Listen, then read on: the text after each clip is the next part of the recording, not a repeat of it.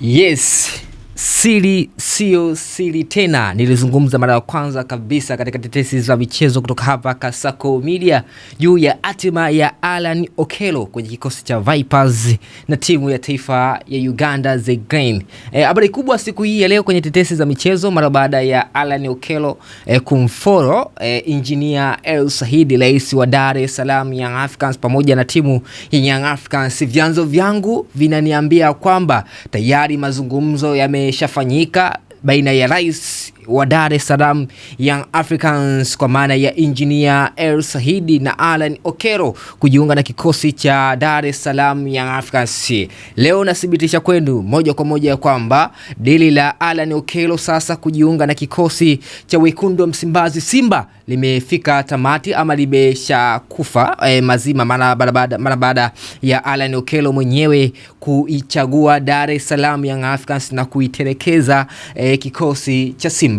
Na ukiachana taarifa hiyo ya Allan Okello kujiunga na kikosi cha Dar es Salaam Young Africans, taarifa kubwa ni kwamba mara baada ya mlinda mlango Yakub Suleiman kupata majeruhi ya goti ama majeraha ya goti katika mazoezi kuelekea katika michezo ya AFCON kule nchini Morocco, sasa rasmi kikosi cha Simba kimeanza mchakato wa kumtafuta mlinda mlango ambaye atakuja kuongeza nguvu kipindi ambacho walinda mlango wake wawili wakiwa katika odi ya majeruhi ama wakiendelea kuuguza majeraha ambayo wako nayo. Na bahati mbaya walinda mlango wao wote wawili kwa maana ya Musa Pin Kamara ambaye yeye amepata jeraha la goti na tayari ameshafanyiwa upasuaji na anaendelea vizuri na recovery, lakini taarifa ni kwamba kurejea kwake ni mpaka mwezi wa pili. Lakini mara baada ya mlinda mlango Yakub Suleiman pia kupata changamoto ya goti,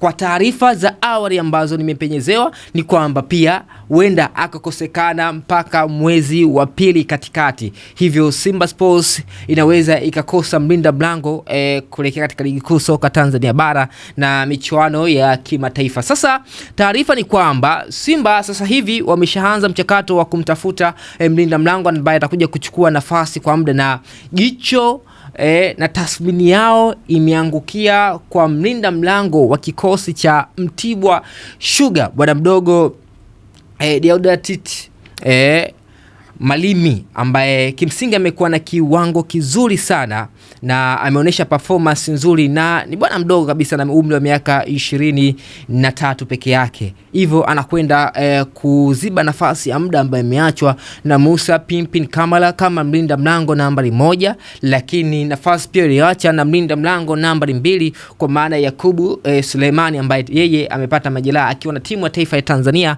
katika michuano ya AFCON. Hivyo Simba wameshaanza mchakato na muda wote kuanzia sasa watamtangaza bwana mdogo Malimi kama mlinda mlango ambaye anakuja kuongeza nguvu katika eneo hilo. Lakini ukiacha hivyo, taarifa mara baada ya kikosi cha Simba kufanikiwa kumtangaza mwalimu mpya bwana Steven, na Steven atakuja na jopo lake kwa maana mwalimu wake msaidizi, lakini katika mapendekezo ambaye ameyapendekeza bwana Steven Becker ni pamoja na kubakishwa kwa mwalimu ama caretaker wa muda wote bwana Selemani Matola kwenye kikosi cha Simba, na hivyo basi amependekeza kwamba Selemani Matola kwenye kikosi chake atakuwa kama mwalimu nambari 3 wa kikosi cha Simba. Hivyo lile dili ambalo lilikuwa linazungumzwa kwamba huenda Selemani Matola akaenda kujiunga na kikosi cha KMC,